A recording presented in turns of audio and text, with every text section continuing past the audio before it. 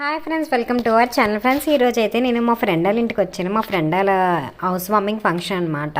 First ఇది అయితే all friends kitchen దేవుడి మాలో ఫస్ట్ వస్తుంది. తర్వాత ఏమొచ్చి మనం ఫస్ట్ బెడ్రూమ్లోకి ఎంటర్ అవుతాము. ఇది ఏమొచ్చి ఫస్ట్ కింద ఉన్న హాల్ బెడ్రూమ్ ఫ్రెండ్స్. ఇదంతా లాకర్ రూమ్.